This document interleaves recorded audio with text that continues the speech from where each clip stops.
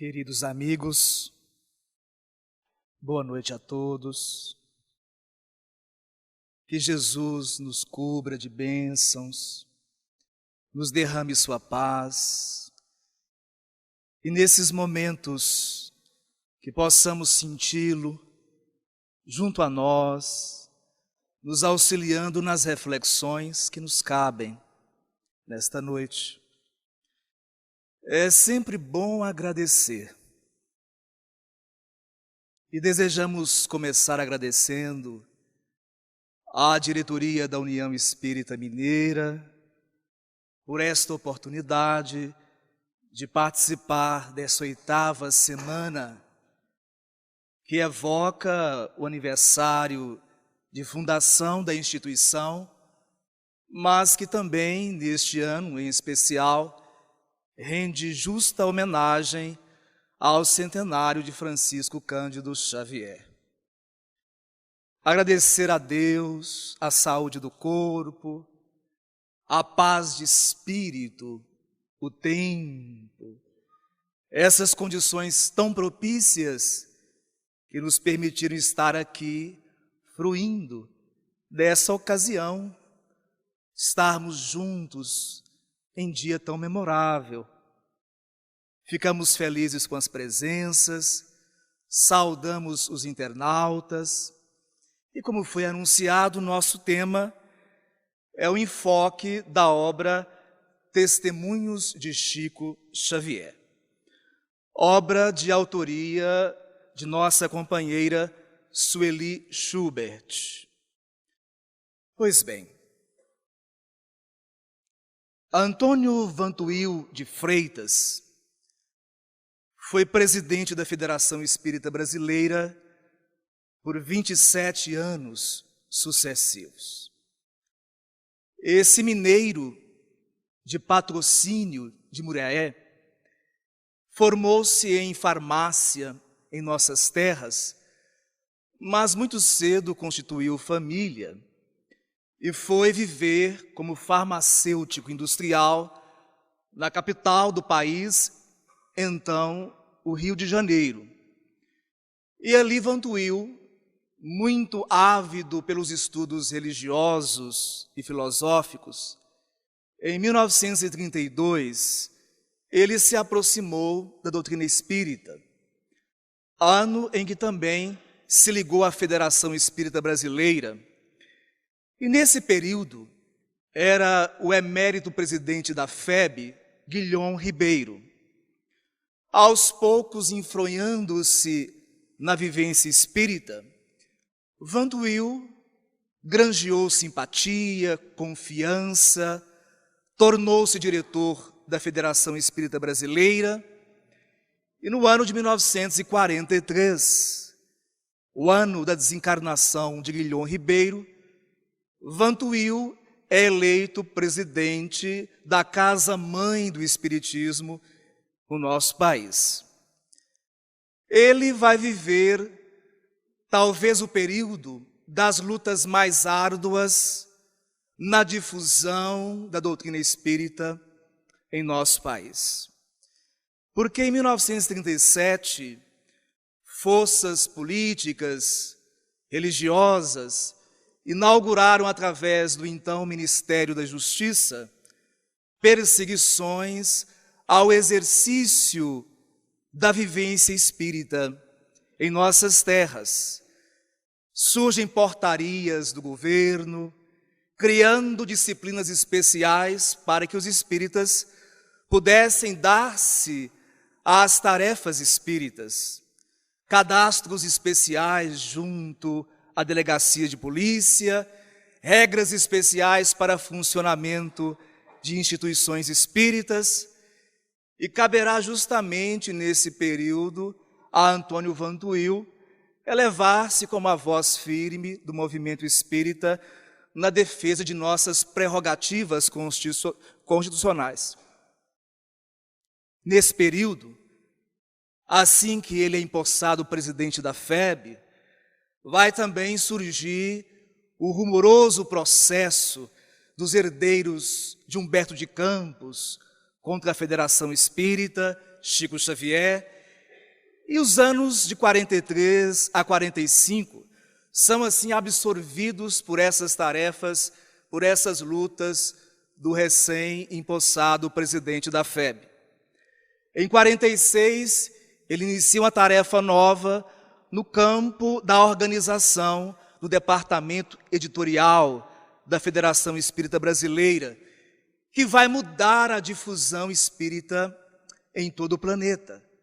Ele inicia a construção das oficinas que vão nos propiciar acesso mais fácil e mais dinâmico às leituras espíritas.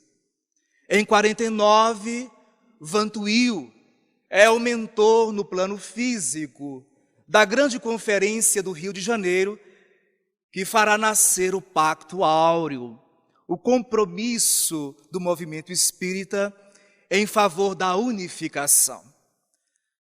Esse amigo do nosso movimento espírita brasileiro, Antônio Vantuil, estará presidente da FEB até 1970 e desencarnará em 1974. Ao longo desse período, a nossa doutrina ganha outra visão nas nossas terras. E quando faltavam somente 5 dias para a desencarnação de Vantuil, o espírito Bittencourt Sampaio, o poeta brasileiro do século XIX, através do médium Ifone, traz uma mensagem em que ele frisa que poucos espíritas deram tanto pelo movimento espírita quanto o fizera Antônio Vantuil de Freitas. Esse é o sumário de uma vida que trouxe importantíssima contribuição para as nossas próprias vidas. Mas, a partir de 1943, Vantuil, presidente, iria se aproximar do jovem mineiro de Pedro Leopoldo, inicialmente por cartas e depois numa convivência mais próxima, e esses dois veriam as suas vidas se entrelaçarem numa missão de grande importância. Fazem-se parceiros na tarefa do livro espírita, fazem-se grandes amigos, grandes companheiros, grandes confidentes. E a partir desse ano de 43, Vantuil e Chico Xavier vão trocar inumeráveis correspondências por muitos anos, quase 30 anos de cartas. E essas cartas registram as suas tarefas em comum, os desafios próprios de cada qual, as lutas que travaram juntos e mais. Um irá se apoiar na experiência, na sensibilidade, na sabedoria do outro, na construção deste Brasil espírita. Essas cartas, com a desencarnação de Vantuil, serão dadas pelo seu filho Zeus Vantuil à Federação Espírita Brasileira. Os arquivos pessoais do ex-presidente da FEB passam à FEB e a FEB delibera entregar essas cartas pelo seu grande valor à divulgação, à publicidade por meio de um livro. E a Federação Espírita Brasileira vai chamar a competência de Sueli Caldas Schubert para essa organização e para o comentário dessas cartas, assim alinhavando com elas o livro que está chamado Testemunhos de Chico Xavier. Sueli passou 4 anos organizando o livro. E muitas vezes, para elucidar alguns focos então nebulosos das cartas, ela buscou o próprio Chico Xavier na intimidade para sondar junto ao amigo o esclarecimento das dúvidas que pairavam. Chico atuou muito próximo da confecção desse livro e antes que Sueli o destinasse à FEB, ela foi, então, à cidade de Uberaba e permitiu a Chico a leitura, a revisão do trabalho, e somente sob a sua aprovação, o livro foi a público pela Federação Espírita Brasileira. Quando Chico tomou o primeiro exemplar do livro, ele presenteou tal exemplar a Sueli e, na dedicatória, agradeceu-a por ter escrito o livro. Então, é um livro que revela o mundo particular de Francisco Cândido Xavier, as suas impressões nas lutas mais difíceis, a sua caminhada no interior do lar, os seus sonhos, as suas expectativas, os seus receios, os seus grandes pesares dessa reencarnação sacrificial. É um livro que nos mergulha na intimidade do coração do médium. É um livro que nos apresenta nas suas linhas o grande programa estabelecido pelo mundo espiritual superior diante das tarefas de Antônio Vantuil, Chico Xavier, Emmanuel e a Federação Espírita Brasileira. E é esse livro que nos cabe comentar nesta noite. A nossa Sueli, ao organizar o seu conteúdo, preferiu apresentá-lo respeitando a ordem cronológica das cartas. Respeitou a linha natural do tempo e fez isso com excelência.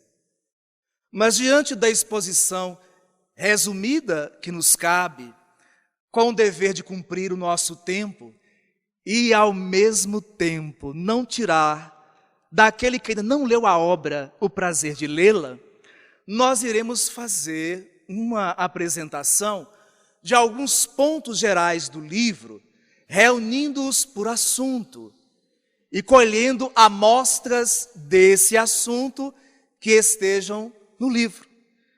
Então nós entendemos em dividir o livro em 4 grandes partes. A primeira delas, os livros psicografados. A segunda, as personalidades e revelações. A terceira parte, analisando as lutas de Chico Xavier, de Antônio Vantuil. E a última parte, as lições que possamos extrair desse conjunto. Para isso, então, começamos, e como diria o Coelho Branco, em Alice, no País das Maravilhas, comecemos pelo começo. Em que situação se encontrava a produção psicográfica de Chico Xavier naquele ano em que Vantuil assume a presidência da Federação Espírita Brasileira? Rememorando, em 32, Parnaso de Além-Túmulo. Em 36, Crônicas de Além-Túmulo. Em 38, uma coletânea de estudos de Emmanuel, que está chamada no livro Emmanuel. Em 38, ainda, Brasil, Coração do Mundo, Pátria do Evangelho. Em 38, A Caminho da Luz. Em 39, há 2000 anos. Em 39, nós vamos ainda ter 50 anos depois. Em 40, Boa Nova. Em 43, Renúncia. E estamos pincelando as principais obras de psicografia de Chico Xavier, até então. No ano de 43, numa das primeiras cartas que está trocada pelos dois, de dezembro daquele ano, Chico Xavier faz uma proposta a Antônio Vantuil de como poderia ser essa parceria, essa cooperação entre os dois amigos a partir de então. E Chico, numa das cartas, propõe assim: imaginemos que eu seja um pescador. E tudo o que eu obter na pescaria, eu remeterei a ti. Tu selecionarás o que for útil e levarás ao mercado e só lançarás aquilo que entendas ser útil. Antônio Vantuil de Freitas, a partir desse momento, recebe do Chico a rogativa de auxiliá-lo na seleção dos seus trabalhos mediúnicos escritos, para que, através do critério, da sensibilidade de Vantuil, ele, como presidente da FEB, pudesse ir nos trazendo à publicação os textos enfeixados em livro ou não, ou através da revista O Reformador. Quando nós chegamos em 1946, quando esses amigos intensificam a correspondência, numa das cartas, Vantuil questiona o amigo, falando de sua saudade em torno dos romances de Emmanuel. Lembrando, o último, até então, fora Renúncia, publicado em 42 para 43. E o Vantuil, saudoso dos grandes romances históricos, do grande mentor, ele provoca Chico, e Chico também aquece e fala de sua saudade, pois diz que nesses momentos, quando lavrava pela psicografia essas obras, em verdade ele não mais se sentia pertencente a este mundo material. E curiosamente, na carta-resposta, Chico vai desenhando a mudança de perfil dos seus trabalhos de psicografia de então. E ele começa a recordar que no final de 1941, apareceu-lhe no campo de concentração mediúnica, habitualmente um novo companheiro. Esse companheiro, um cavalheiro muito polido, muito educado, foi apresentado a Chico pelo Emmanuel como sendo André Luiz.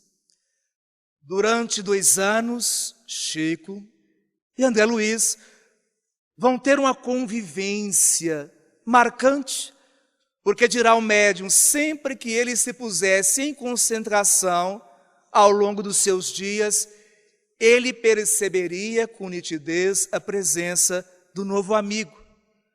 Um pouco antes dessa ocorrência, Emmanuel lhe havia informado que algumas autoridades do mundo superior estavam desejosas de trazer um novo trabalho à Terra.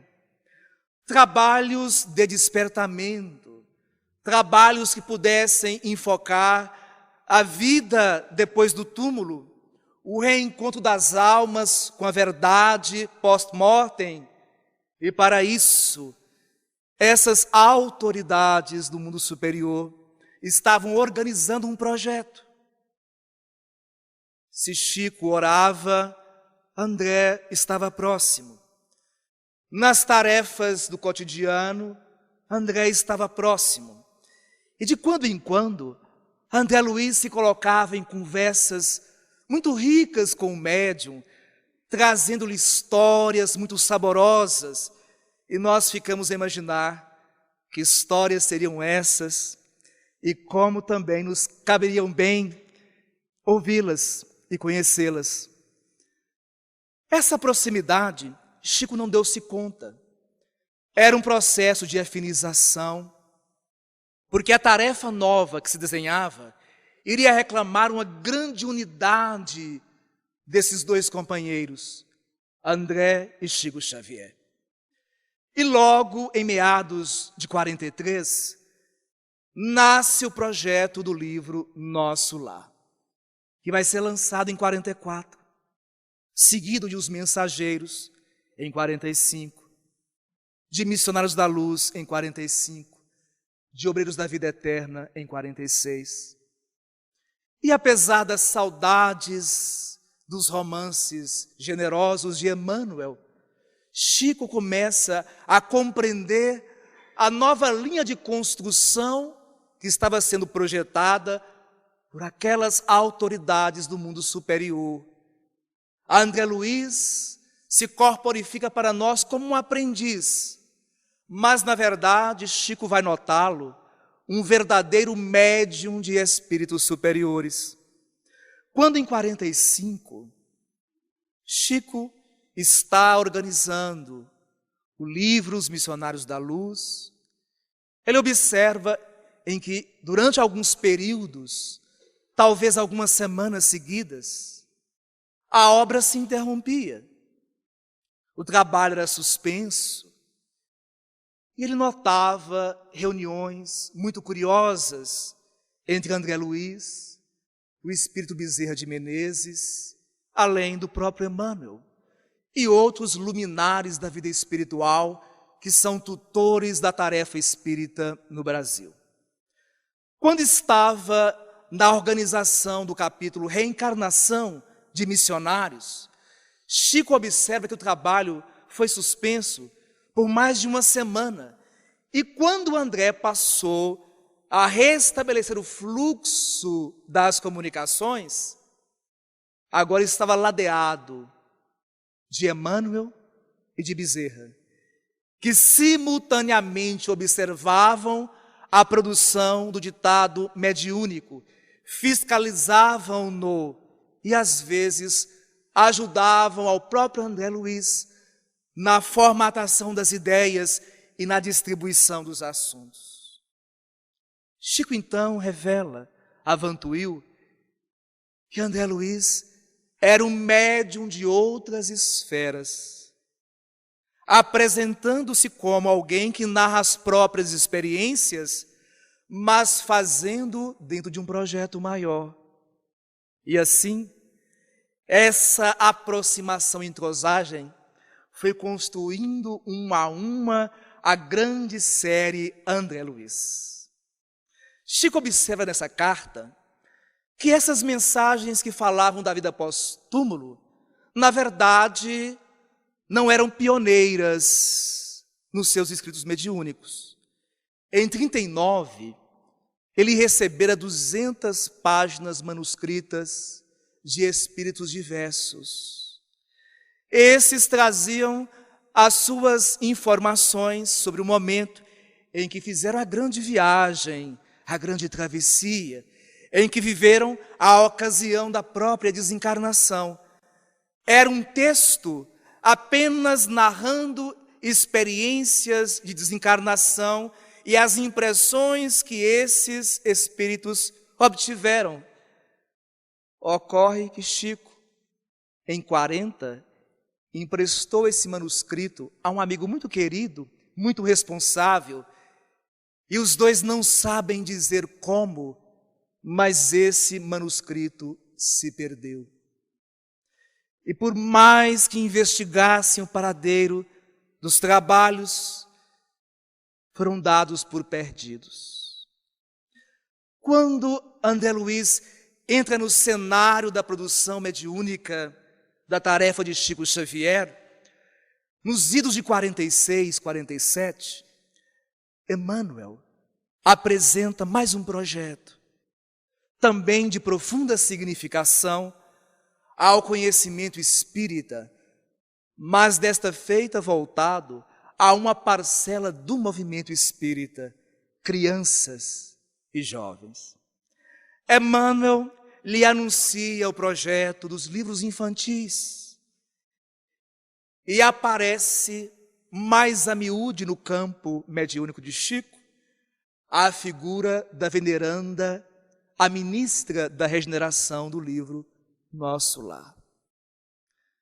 Chico destaca numa das cartas algo muito curioso. Na verdade, ele não recebia diretamente o fluxo do pensamento da querida ministra. Emmanuel intermediava as transmissões.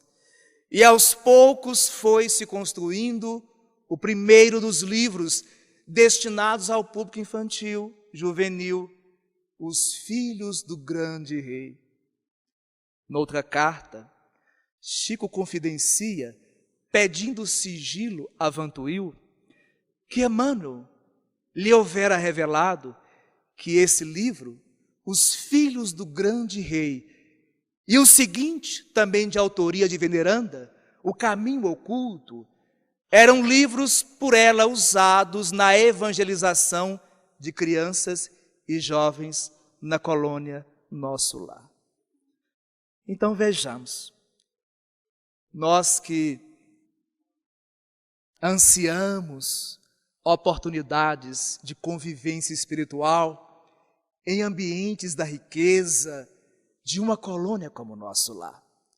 Nós temos hoje à disposição livros do currículo de Nosso Lar destinados à infância e à juventude, à disposição para que os entreguemos aos nossos filhos, aos nossos jovens. E por que esse projeto especial? Emmanuel destacava na época as grandes lutas dos evangelizadores sem um material adequado a este público. 70 anos depois, e infelizmente o nosso movimento ainda não conseguiu produzir um outro material ajustado à vida contemporânea, mas que venha ao agrado à nova época tecnológica, favorecendo o entusiasmo das crianças e dos jovens pelo conhecimento espírita. Naquele tempo, o mundo superior divisava esse público e lhe destinava o que havia de melhor na época, o livro infantil ilustrado, atraente, estimulante. Mas um desses livros, conta Chico noutra carta, viveu uma história curiosa. Nós já tínhamos Os Filhos do Grande Rei, O Caminho Oculto, em 47, Mensagem do Pequeno Morto, do Neio Lúcio. E a nossa Meimei já havia nos dado Pai Nosso, um livro que nos fala da oração dominical, mas distribuindo-lhe mensagens, poemas e histórias para facilitar a compreensão da criança e do adolescente. Nos anos iniciais de 1950, a benfeitora Meimei organizou um outro livro. E esse livro, para a infância e a juventude, Chico inicialmente o entregou a um amigo desenhista aqui de Belo Horizonte, para que pudesse ilustrar a obra antes de enviá-la à Federação Espírita Brasileira.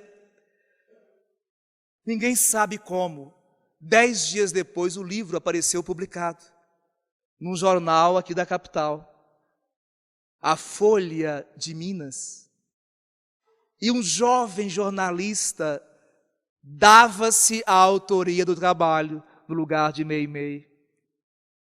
Esse jovem jornalista depois tornou-se prestigiado poeta mineiro. E Chico, interpelando a Emmanuel como proceder numa situação assim, Emmanuel recomendou-lhe silêncio e oração, para que não criasse agitação inconveniente. Outros livros surgiram.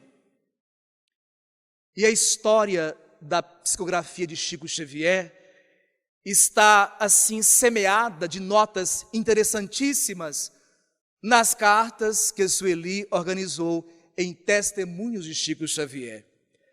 Um pouco mais de curiosidade, quando estava sendo escrito o livro Libertação, que conta a história de Gregório VII, Papa medieval, cujo nome de batismo era Hildebrando de Bonísio, havia muitas sugestões de títulos para o livro.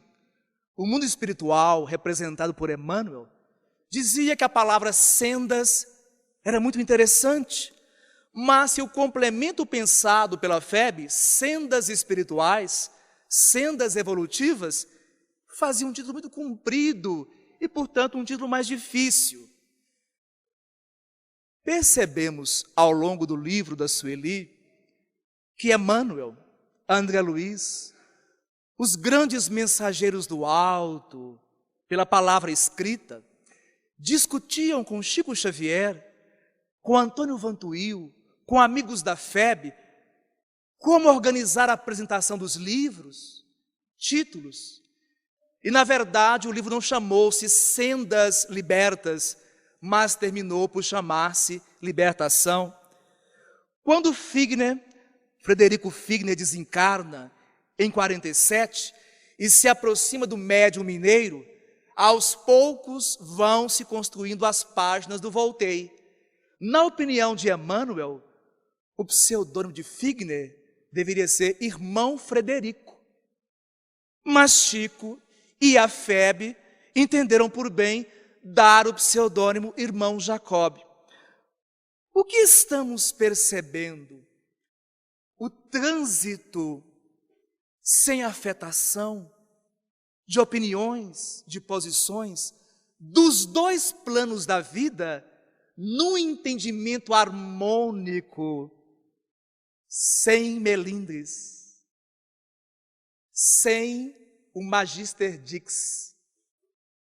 Essa equipe, diríamos como no tempo da falange do Consolador, praticamente dividiu-se uma mesma falange entre os que vieram à Terra no corpo e os que permaneceram na vida espiritual, mas ambas as porções da mesma falange, sentindo e pensando no mesmo diapasão, a exemplificar-nos como as diferenças podem ser vividas sem dissensão, pois que se Emmanuel gostaria que fosse Irmão Frederico, não se abalou porque os irmãos encarnados deram como pseudônimo de Figner o pseudônimo Irmão Jacob.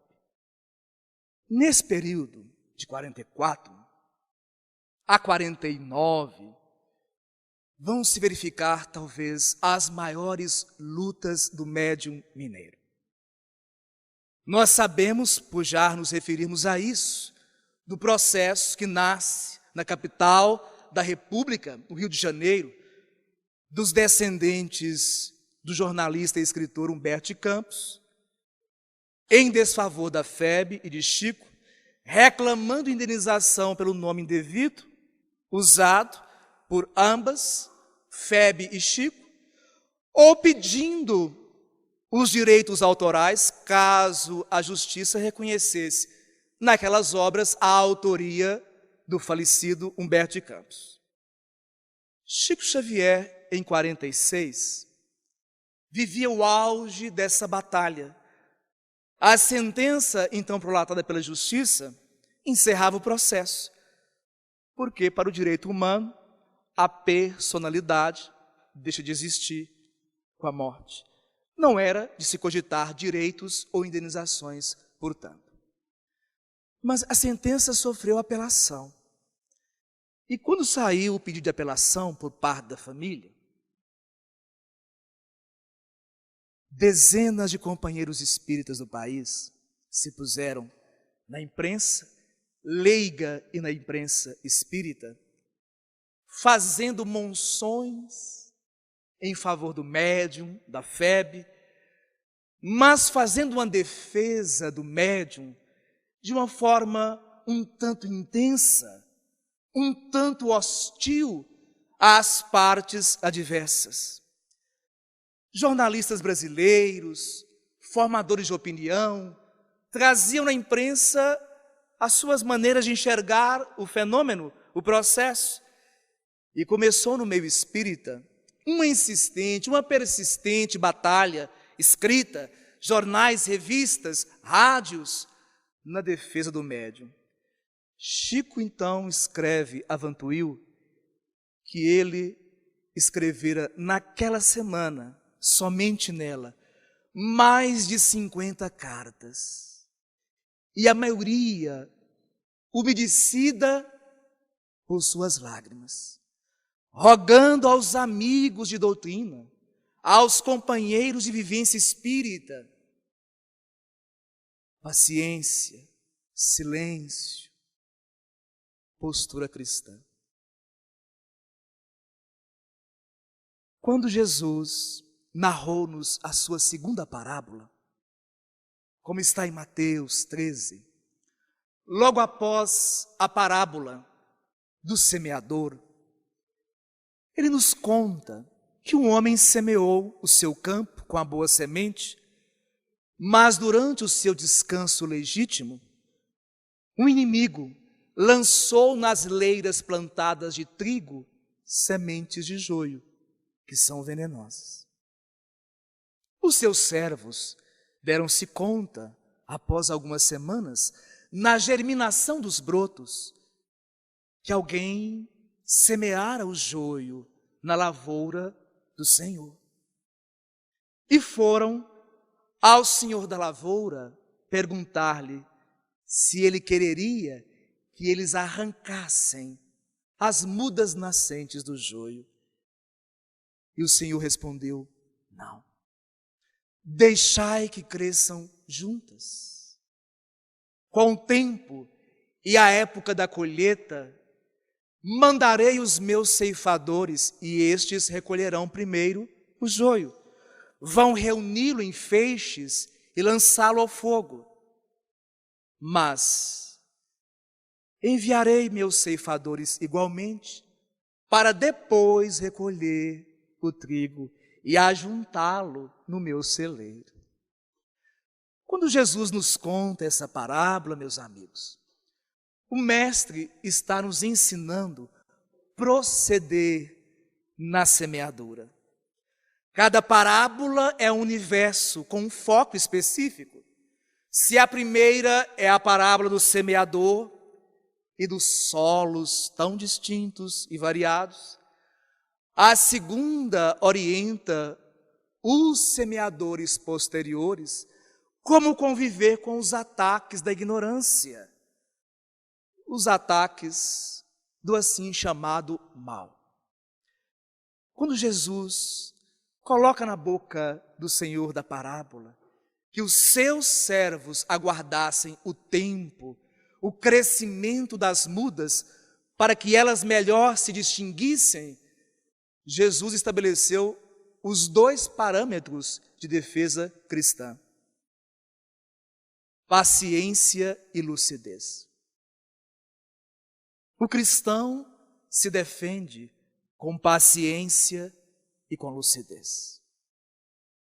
O tempo devagarinho dá aos servidores do grande Senhor o discernimento, a nitidez de entendimento para penetrar nos problemas sem ferir a própria tarefa ou mensagem do bem. O tempo, devagarinho, traz entendimento, traz uma visão ampliada. É como se Cristo nos dissesse que nesses tempos iniciais de aproximação com a verdade, a nossa mente ainda se tolda muitas vezes e nós podemos, na linguagem atual, errar a mão e, na busca da defesa do bem, ferir o próprio crescimento do bem, tocando o joio e ao mesmo tempo tocando o bem. O cristão se defende com autoiluminação, com misericórdia. E nessas cartas de Chico, a esses grandes companheiros da imprensa espírita de então, ele dá essa mensagem de tolerância, de compreensão. Mas se de um lado, ardorosos amigos se colocavam na defesa de Chico e da FEB, por outro lado, inumeráveis companheiros da lida espírita se puseram na agressão do médium e na agressão da Federação Espírita Brasileira. Chico conta que chegavam dezenas de cartas nesses anos, semanalmente. Alguns companheiros ilustres do movimento espírita, expressando suas opiniões, questionavam ao médium se ele não havia enlouquecido, perguntavam a Chico, nessas missivas, se o seu projeto de contribuição com o livro espírita não era apenas vaidade e nada mais. Usavam, segundo Chico, na confidência de suas lágrimas, avantuiu toda sorte de expressões, palavras de baixo calão, apelidavam-no com variadas expressões chulas, a menosprezar-lhe a postura pública, a enfatizar possíveis ganhos do médium em relação aos trabalhos nessa parceria que se entrelaça entre Chico e a Federação Espírita. Ele, em algumas cartas dos anos de 46, 47, anota que variados companheiros do país em fora, nas cartas lhe pediam dinheiro, em nome da riqueza que ele reunia com os trabalhos da psicografia. Textos assim: Chico Xavier, você que tanto se enriqueceu, nos destine certa quantia para que possamos contribuir com um asilo, uma creche. E Chico, em alguns momentos, então entrega ao coração de Vantuil os seus pesares e confessa que muitas vezes a sua mente parecia um vulcão contido. Ele sentia não só as mensagens nas palavras que lhe eram dadas, mas recebia os impactos dos fluidos nocivos, das almas antifraternas que não lhe compreendiam o momento, as limitações e a superior tarefa que o mundo espiritual lhe outorgava. E Chico ouvia de Emmanuel consolações. Numa das cartas, Chico diz a Vantuil que Emmanuel, certa feita, notando-o assim pesaroso, se não melancólico, lhe propôs que não se abatesse tanto, pois o martelo também atormenta o prego, mas quanto mais o martelo atormenta o prego, mais o prego fica firme e seguro. Os inúteis, palavras de Emmanuel, não têm adversários. E o tempo é o grande selecionador da obra do Cristo, implicitamente fazendo referência à parábola do joio e do trigo. Chico ouve de Emmanuel, em momentos de angústia tal, que começar a obra cristã é fácil, continuá-la é difícil, mas concluir a tarefa cristã é crucificar-se. As cartas vêm a seu tempo e não encontraremos, senão muito poucas, que da parte de Vantuil ou da parte de Chico não trazem um elenco de dores, de acusações, de incompreensões, de lutas. Mas também essas cartas trocam muitas especiais revelações. A visita de Pedro Ubaldi a Chico Xavier, o místico, o teólogo, o filósofo italiano. Uma visita curiosíssima do catarinense Humberto Roden a Chico Xavier em Pedro Leopoldo, quando ele se manifesta simpático à parte evangélica da doutrina espírita. Mas também Chico traz outras peculiaridades nos seus escritos epistolares. Por exemplo, ele fala de uma carta que ele recebe do bispo de Maura. Hoje o bispo de Maura no Brasil passa desconhecido. Nos anos 40 era uma grande personalidade. Maura era uma diocese no Rio de Janeiro. E esse bispo, bispo Dom Carlos, mineiro, no Rio de Janeiro, bispo da diocese de Maura, era um grande ativista político. Ele enviou a Chico Xavier uma carta propondo-lhe o ingresso nas linhas da política humana. Disse Chico, uma carta longa, falando das necessárias lutas no campo da política institucional.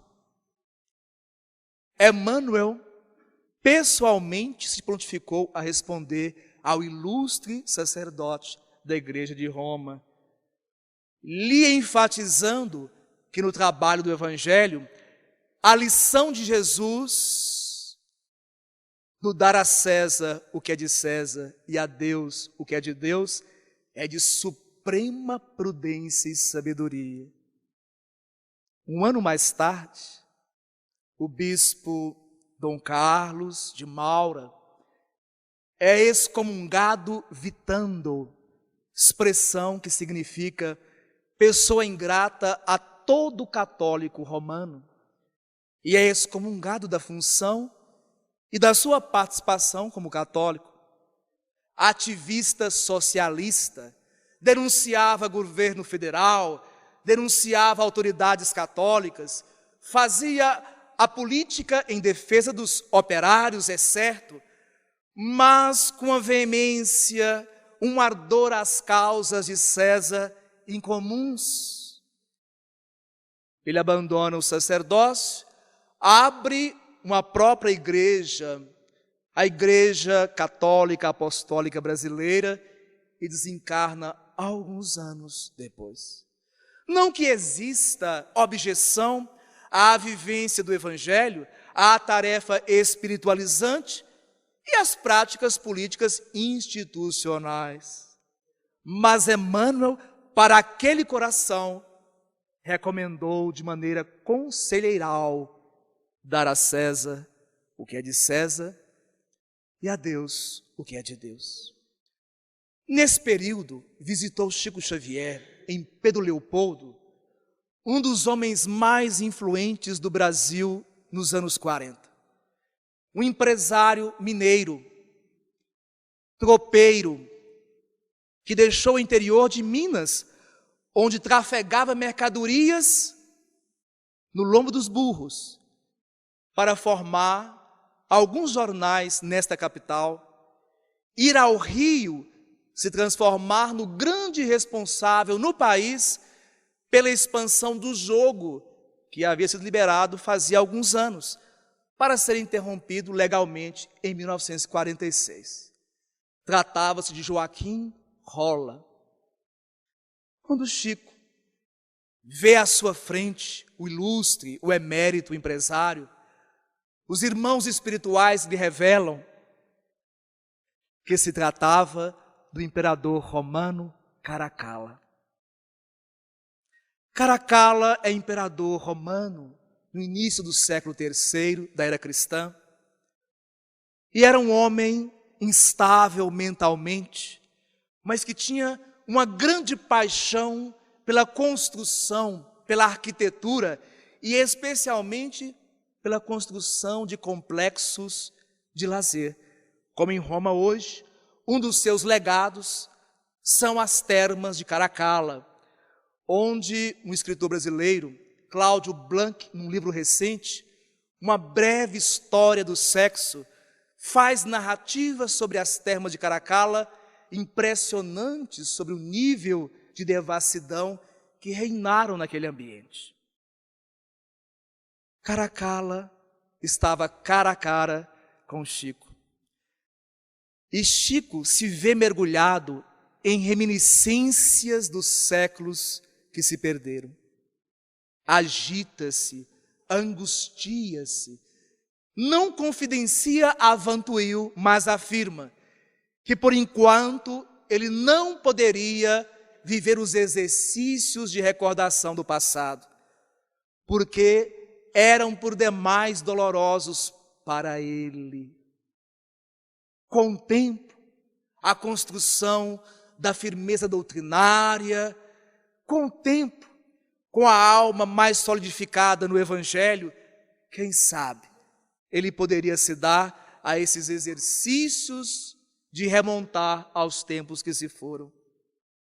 Se Chico Xavier não poderia fazer seus mergulhos no tempo, quando as suas obras mais fundamentais se encontravam publicadas, quando a sua notoriedade, o seu equilíbrio, sua sensatez e sua bondade eram paradigmas do proceder espírita, como é que nós podemos nos aventurar nas investigações sumárias de um passado que mal sabemos para onde nos remeterão?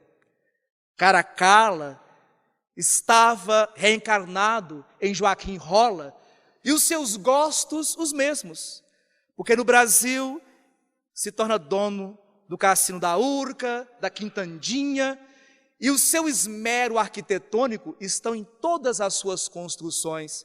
Aqui, na capital, o maior prédio de Belo Horizonte, ao que me consta ainda o edifício JK, foi construído por encomenda de Joaquim Rolla. Quando ele conhece Chico, materialista se faz imortalista. Quando se aproxima do médium, e os espíritos lhe autorizam conhecer a encarnação do passado que estamos citando, ele transmuda o seu processo de vida. Como Caracalla, sanguinário, devasso, falece assassinado por adversários políticos. Mas como Joaquim Rolla desencarna depois de sentir-se mal após uma partida de peteca. Convenhamos que ele melhorou muito e muito. Nesse período, Chico começa a sofrer um outro tipo de abordagem no meio leigo e no meio espírita. Certa feita, ele precisou fazer algumas viagens a esta capital, acompanhando a cunhada, que estava dementada há muitos anos, quase 10 anos. Dona Geni era sua cunhada e esposa do seu irmão falecido, José Xavier. Ou estava em manicômios ou na casa de Chico, naquela última década. Mas Chico arruinara muito dos olhos, vista cansada. Alguns domingos deixava Pedro Leopoldo, vinha para cá, nos braços de uma certa senhora, Dona Zina, perambular por consultórios médicos, hospitais, em busca de auxílio para a sua cunhada. E não é que muitos espíritas começaram a instigar o boato de que Chico caminhava aos domingos, braços dados, com uma senhora pelas ruas de Belo Horizonte? Movimentos surgiram. Médiuns faziam relatos mediúnicos do que se passaria em provável campo de tentação ou obsessão ao derredor do médium. Um dos médiuns famosos do período foi autor de uma dessas cartas que entregou diretamente a Chico, recomendando-lhe prudência. E por fim o movimento espírita organizou uma comissão de 3 companheiros que foram a Pedro Leopoldo ajudar o médium invigilante. E só então Chico pôde explicar que Dona Zina era sua irmã. E na impossibilidade de caminhar por aqui, com os olhos doídos e cansados, ele se dava ao braço dela para caminhar de hospital em hospital, de consultório ou consultório. Quando Frederico Figner, desencarna em 47, deixa uma herança para Chico Xavier. 100.000 cruzeiros, uma quantia expressiva naquele tempo. E Chico não aceitou a herança para destiná-la às oficinas gráficas da Federação Espírita. Mas o seu exemplo não foi louvado. Palavras que saíram na imprensa espírita: médium pedante, médium ingrato, médium orgulhoso. E ficamos a nos perguntar, por que ele não desistiu? Por que ele não buscou na sua Pedro Leopoldo ou Uberaba o recanto solitário e das almas mais afins e ficou à distância de todo esse conjunto de incompreensões e lutas aspérrimas? Quantos companheiros nossos de vida doutrinária, em sentindo o fel das incompreensões, assim procedem no direito que lhes cabe, o isolamento, o afastamento, a restrição? Por que Chico Xavier não fez a opção por descansar à sombra das almas irmãs, afastando-se das almas que ele apelidava de almas estimulantes? Por quê? Quando Emmanuel, em Paulo e Estevão, nos conta a primeira viagem apostólica de Paulo pela Ásia Menor, pelas terras da atual Turquia, fala-nos que eram seus companheiros Barnabé, amigo de primeira hora, e João Marcos, filho de Maria de Marcos, uma viúva importante em Jerusalém. Em meio aos trabalhos, sabemos que João Marcos desiste de prosseguir em virtude dos grandes desafios que se anunciavam no horizonte do trio. E quando Paulo foi abraçar João para despedi-lo de volta a Jerusalém, Deus te abençoe. Mas não te esqueças, meu irmão, que a marcha para o Cristo também é feita por fileiras.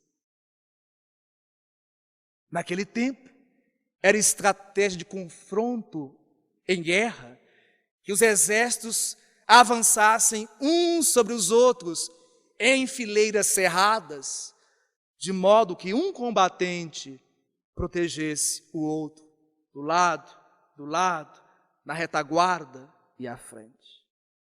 E Paulo toma a simbologia dessa estratégia. A marcha para o Cristo também se faz por fileiras. Devemos todos chegar bem e juntos. Mas aquele que opta por desgarrar-se também tem que chegar bem, mas deverá fazê-lo sozinho.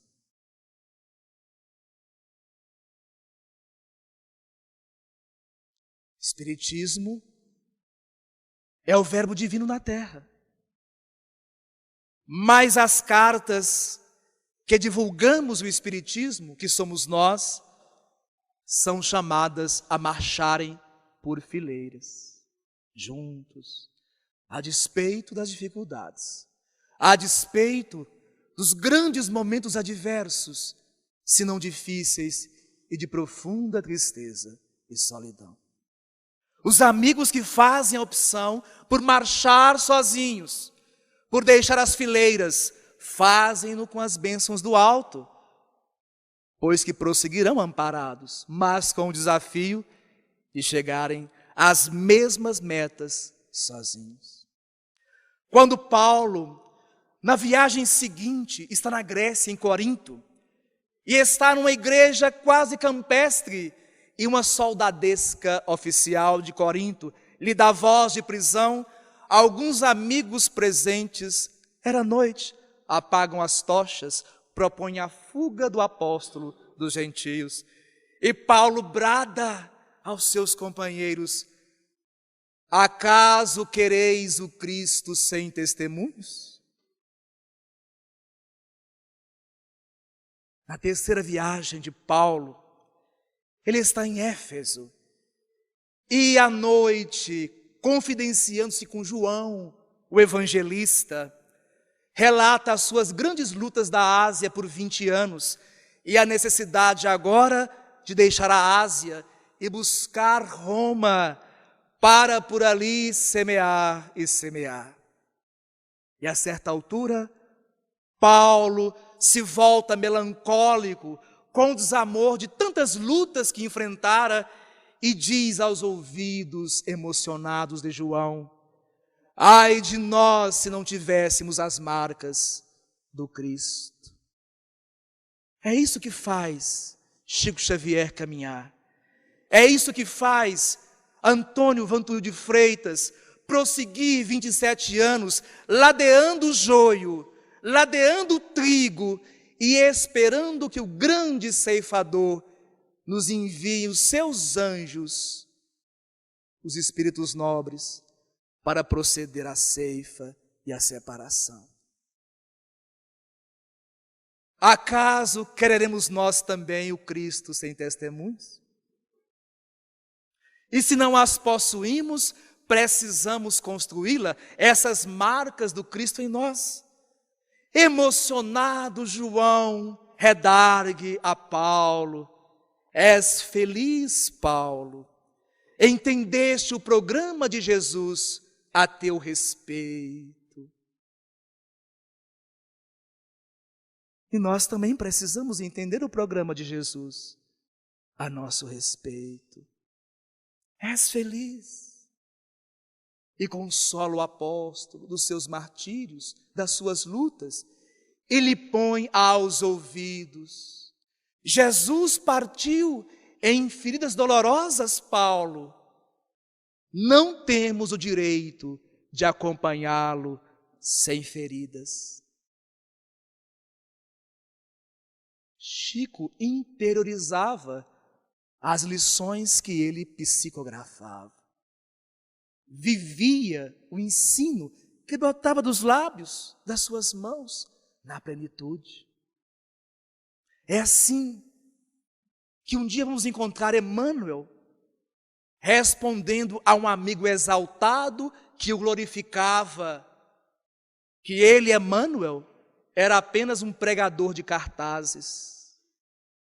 Ele próprio pregava cartazes convidando-nos à festa do reino, mas ele próprio não havia sido convidado pessoalmente para a festa do reino, mas pregava os cartazes, obedecendo a ordens superiores.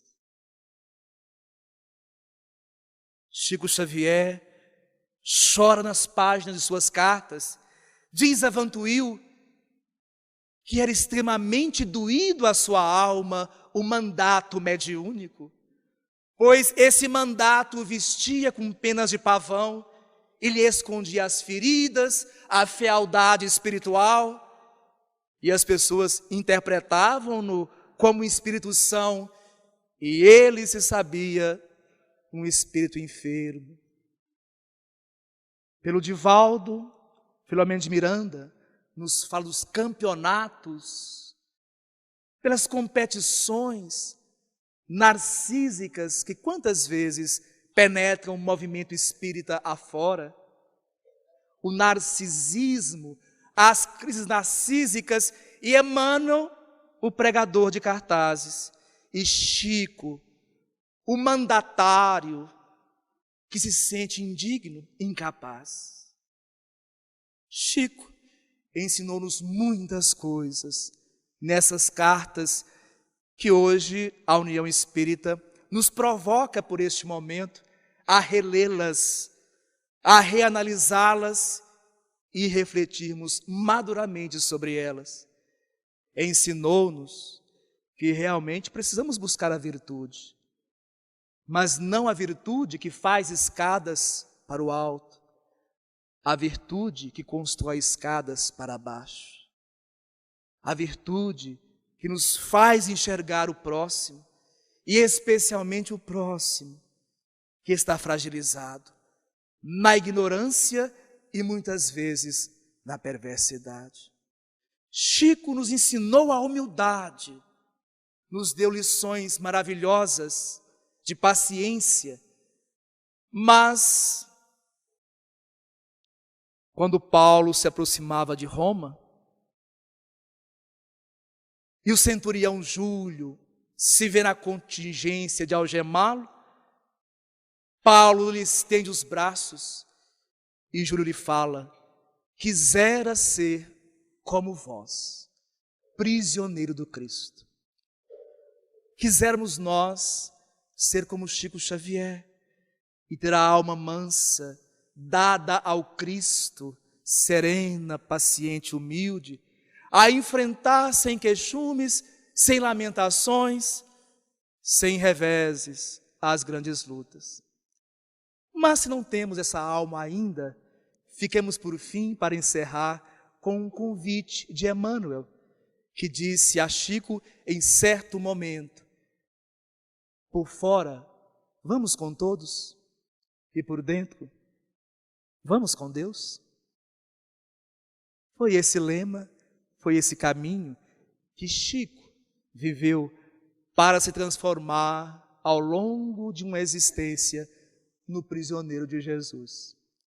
Fazemos votos que todos também, mais brevemente, se tornem prisioneiros do Cristo. Muito obrigado. Boa noite.